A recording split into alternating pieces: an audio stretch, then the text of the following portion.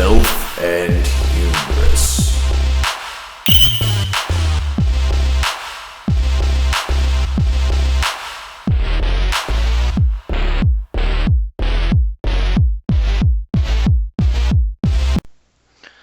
Alright guys, I apologize that this actually isn't a video like vlog like you guys are used to. I am having major issues with my hard drive right now, so the audio, as you probably have noticed from the last videos, has been very choppy. So I'm actually just recording this through Audacity, and that should fix it. It should be a lot better. I've been working on it pretty much all day, trying to mess around with the encoding and everything, but nothing works, so here we are. So what is food reward, and what is the food reward value system, and why should you care about it? So basically, you have human history, pre-industrial society. Humans were hunter-gatherers, and I mean even pre-agricultural society was the diets have changed drastically. So especially now, you can buy any fruit or vegetable in any season. Basically, there's the processed food industry is massive.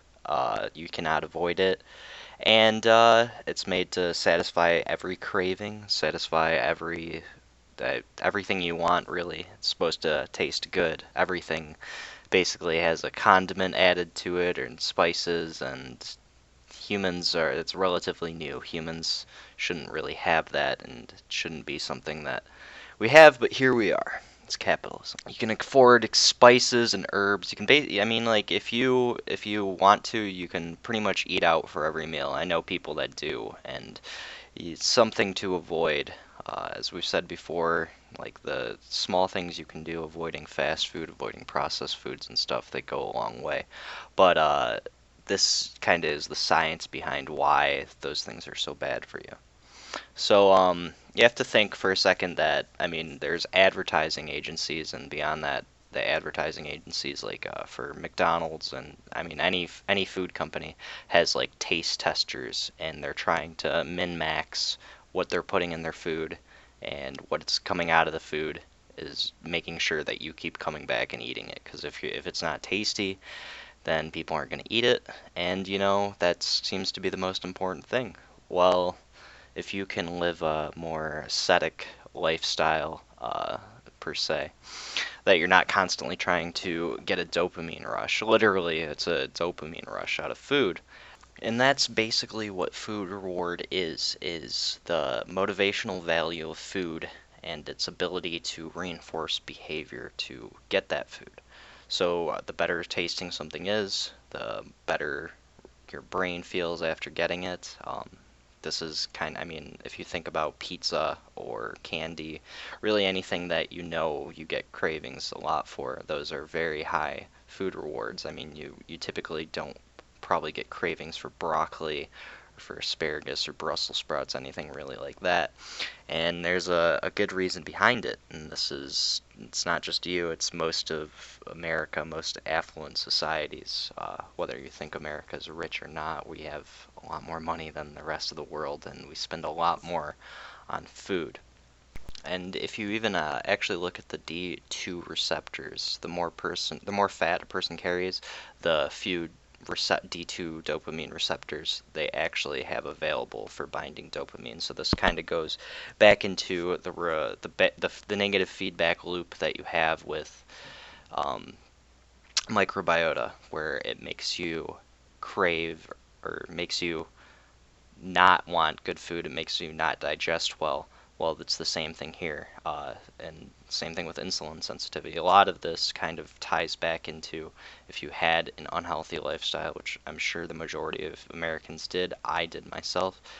Even just in modernity, it's very hard to have a natural diet, and I still struggle with it. But if you can stick to it, and I'm going to tell you some of the best ways to kind of keep these things in mind without being like a drill sergeant on yourself. Like, I don't want you to crack down on your food after watching this and not stop spicing everything and just completely avoiding anything that's tasting good.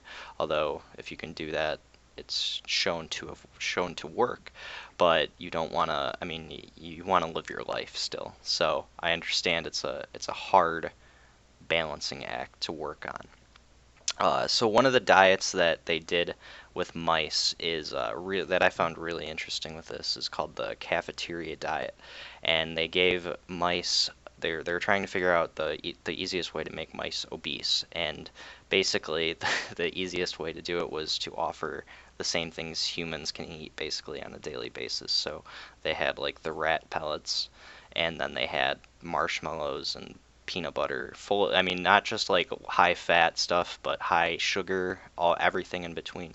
And what they found was mice, and the mice obviously are going to be attracted to that, but they're so attracted to it that even after being full off of pellets, if they dropped any of the food reward into it, then or anything with a high palatability into the living space, whether they were asleep, whether they would get shocked on the feet or have to deal with extreme cold or extreme heat to eat it.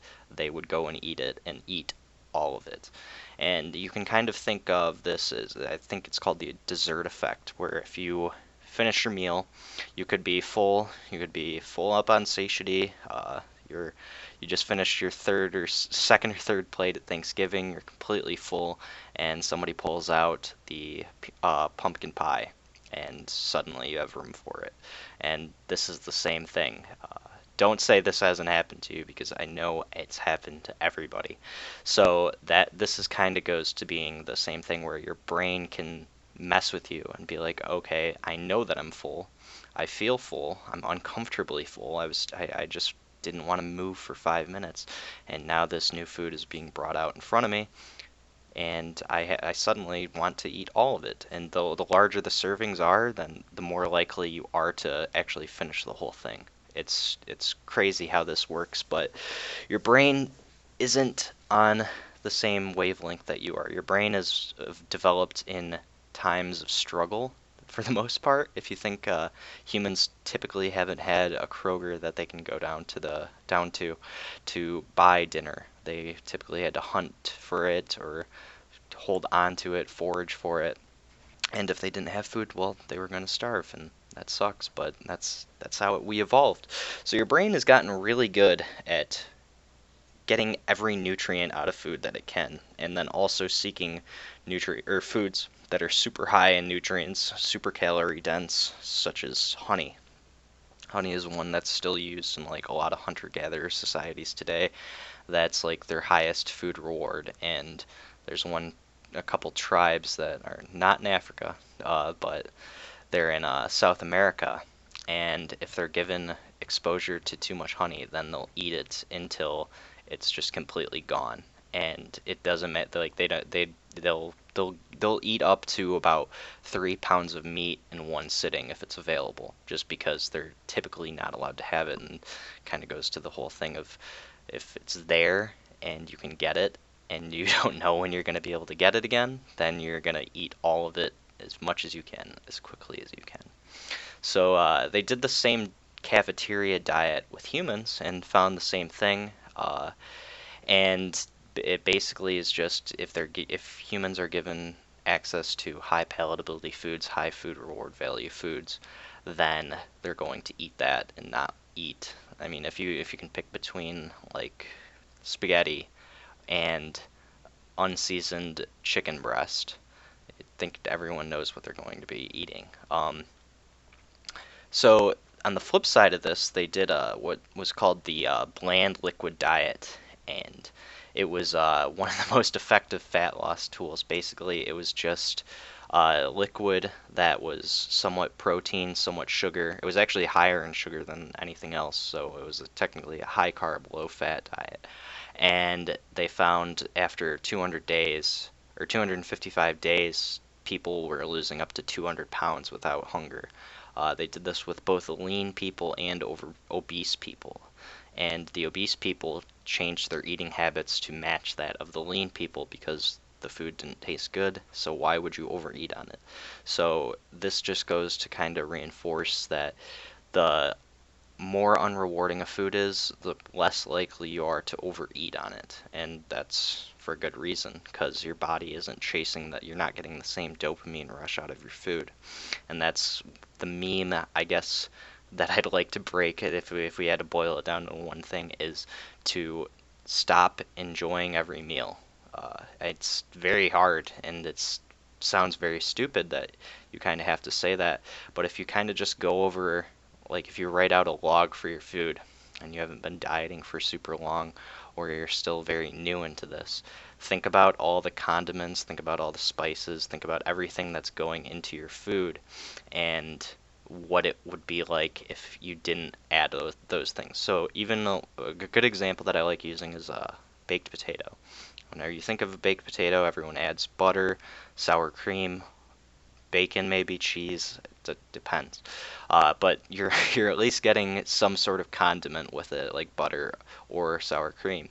And if you don't have that, then suddenly the baked potato kind of sounds weird. It doesn't sound as appetizing, and it's because you're missing out on half of it, and the butter makes it taste way better. But eating just the baked potato is a lot better for you in the long run because it's lowering the food reward, and you're less likely to overeat on it. So this basically spans across everything. So the easiest way to achieve this, I've broken it up into 5 tiers. And if you can do, basically the way that it's set up is if you can do the first tier, you can move on to the second tier. If you can do the second tier, move on to the third. And each time you go up a tier, you continue doing the lower tiers until basically you become a bodybuilding 5% body fat god.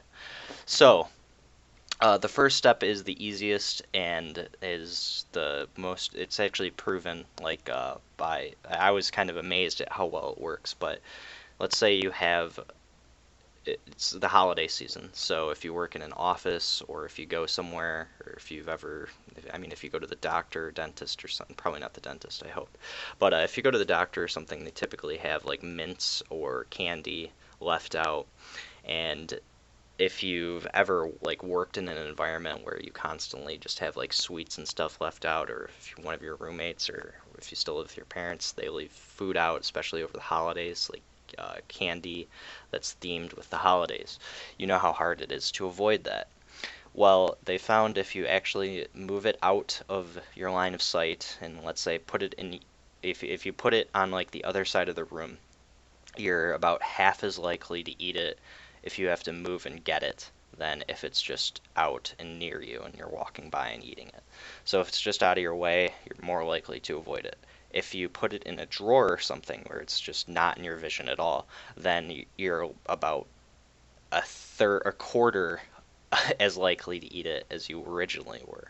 And if you don't have it in your house at all, which would obviously be the best thing, and that's, I mean, some of the advice that I've said before is to just not have these things in your house, because you're certainly, if you get a craving for it, it's going to take a big motivation, a lot of hunger, a very long craving time where you can eat something in the meanwhile to go buy that food and let whereas if you already have it in the house, then it's just going to take willpower, and humans are pretty weak.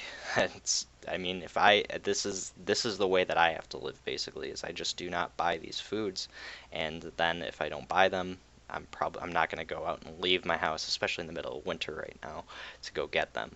So it's a simple thing. It's very easy to do, but the quicker you can implement it, the better effects you're going to have.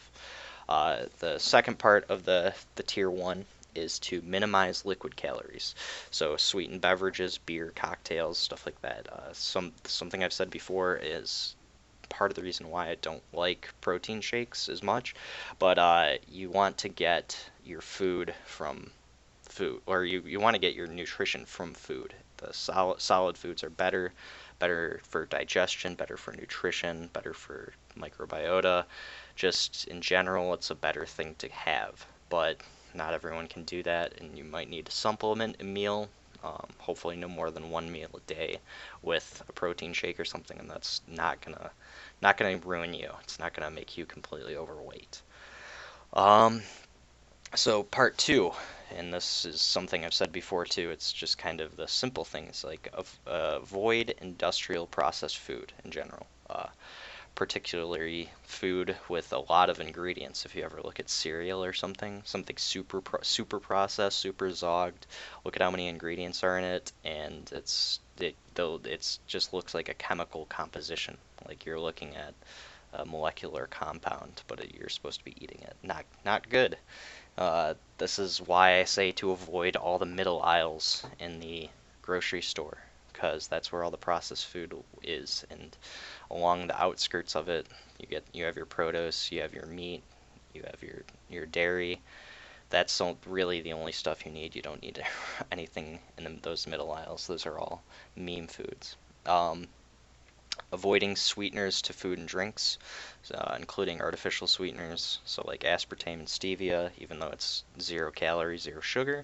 You want to avoid those just because you're going to be reinforcing the dopamine rush that you have based off of what you're consuming. So the quicker you can break that and be in charge of your cravings, the better. And then including omega-3 in your diet. So whether it comes from fish or flaxseed, dairy, meat, and eggs, and green vegetables also contain it.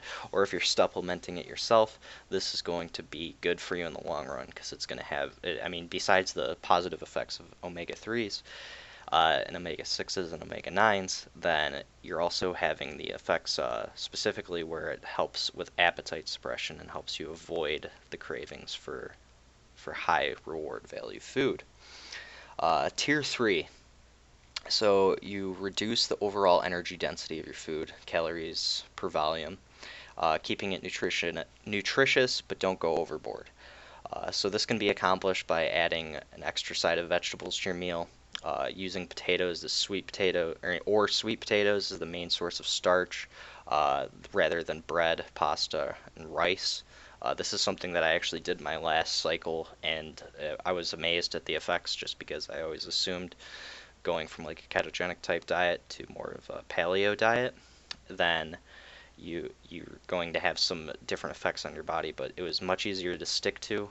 It was much easier to prepare, and it tasted not better, but it was easy. Like I said, I guess like the results came a lot quicker, and it was easier to stick to.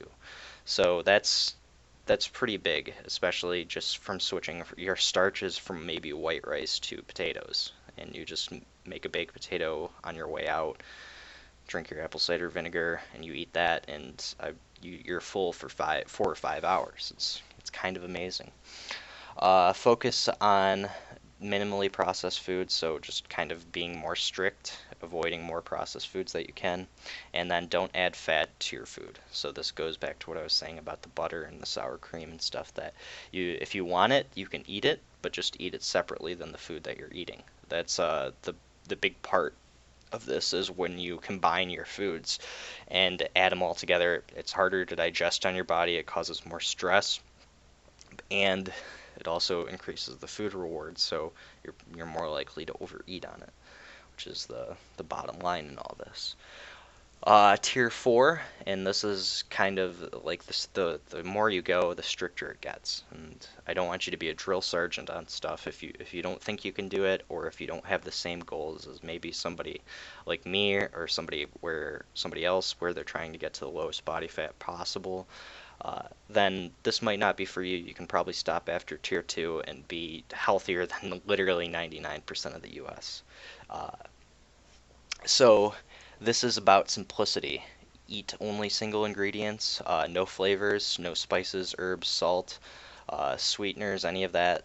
If you eat a piece of chicken, the and this goes back to also to with the microbiota, where the slower something is cooked, the easier it is on your body.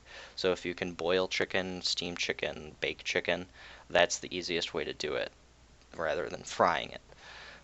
If you want to keep salt in your diet, dissolve it in water and drink it separately. That works, but that's way overboard for me. I don't do that.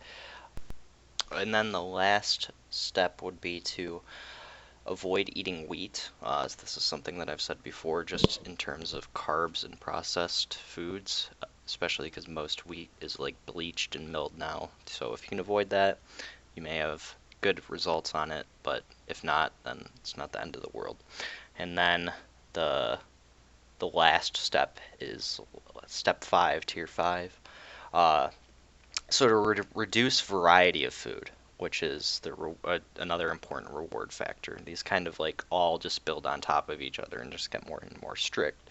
So this is something you can try at your own risk, and this is why I say not to be a drill sergeant and kind of take this in steps where if you want to push yourself further, or if you've already done a few of the previous steps, which if you've been in fitness or nutrition for a while, you probably have already been avoiding fast food and processed food, and you've been trying to live or eat more of a strict diet similar to paleo or something, then this will be a little bit easier to implement.